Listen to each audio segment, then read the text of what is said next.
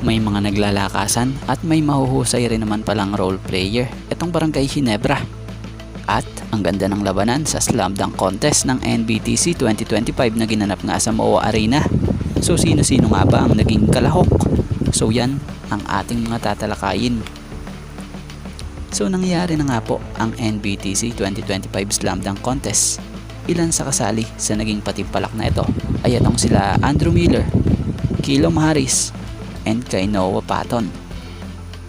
At sa first round sinimulan ni Andrew Miller ng isang powerful cockback slam dunk. He will try to entertain the crowd.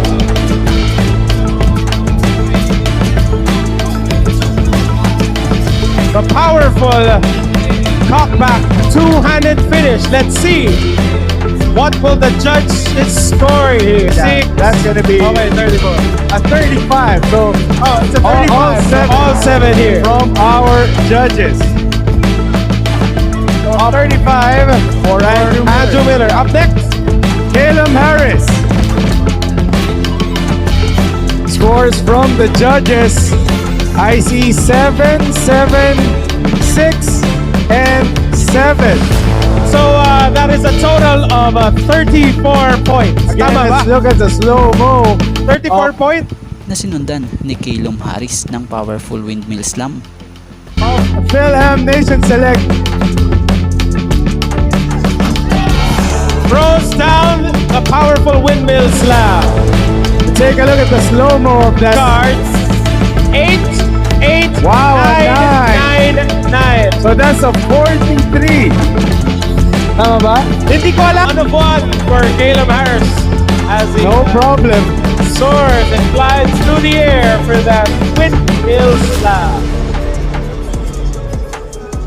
At yung kay Noah Patton, off the bounce powerful one-handed dunk.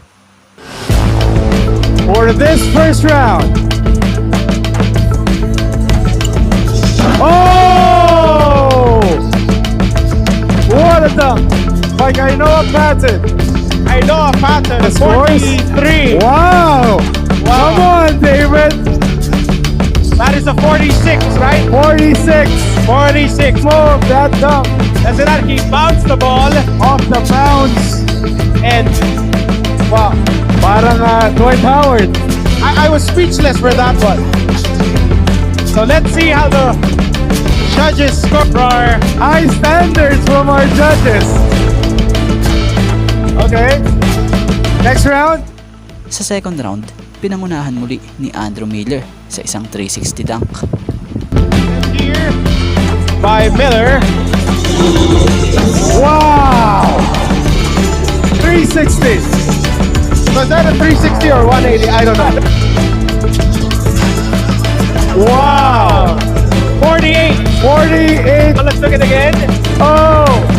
It's a Marami. good down. It's a 360. It's a 360. You want to replay? You watch the replay. It was a very good dunk. Let's see how the judges will. Kilom Harris at nagtawag pa nga, kaya lang simple dunk lang sa gilid pa ng dalawang tao.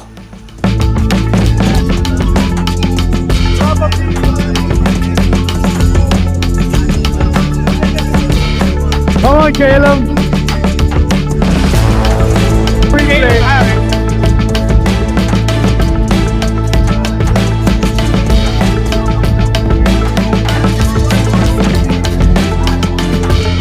At the conclusion, The score from the of judges. Hey, what is that? What's that, David Carlos? 5-8-8-7-7. Pero yung kay Noah Patton, super palaban. Nag-ala Vince Carter dunk pa between the legs. Oh, wow! Oh my goodness! wow. He went between the legs. Vince Carter to Wow, that was a a perfect 50 for Kainoa Patton. Oh, Wow!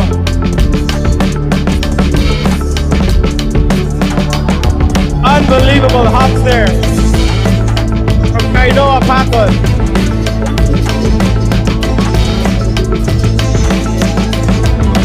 At sa third round, nilipadan sa ulo ang isang tao. Napasigaw pa nga po mga announcer sa ginawang ito ni Miller.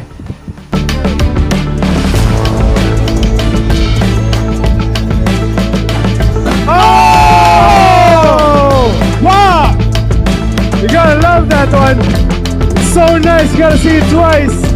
Let's look at the Give it slow-mo up replay. And A 50. perfect 50 for Andrew Miller.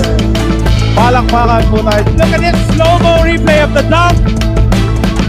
Wow, he just cleared him. He just cleared. I like that more than the first one. Let's see how the judges will score this one.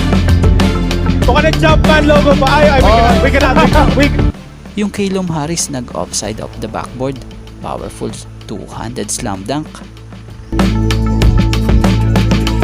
Now let's see. The pass. Oh!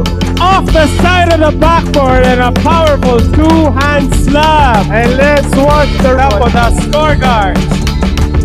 10, 10, 10, 10, 10, and 10. Paul Garcia with the fake. Wow. Puro lang wow na sasabi ko kasi wow talaga. And let's see. At si Kai Noah Patton, sayang sumablay lang yung kanyang off the floor between the legs dunk. Let's see if we can do that. Second attempt. Let's go, He Noah. bounced it off the floor, got it back between the legs dunk. Kaya sa dulo, tinanghal na panalo etong si Andrew Miller.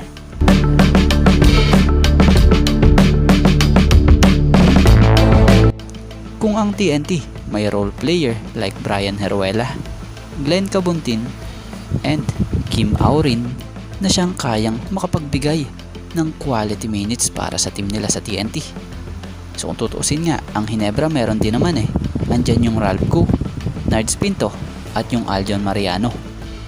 So si Ralph Koo, sobrang taas ng basketball IQ nito at magaling din talaga gumawa ng mga play dahil sa court vision niya. Yung Nards Pinto, isang pesky defender ito. Ganda ng intensity na kayang mabigay sa bawat game. At yung Aljon Mariano na isa sa 6-man ng Ginebra noon na isang import or big man stopper. So yung Pinto and Mariano nga dati naman nasa sa rotation na to ng Barangay Ginebra. Pero ngayon hindi man lang nabibigyan ng playing time at pagkakataon sila.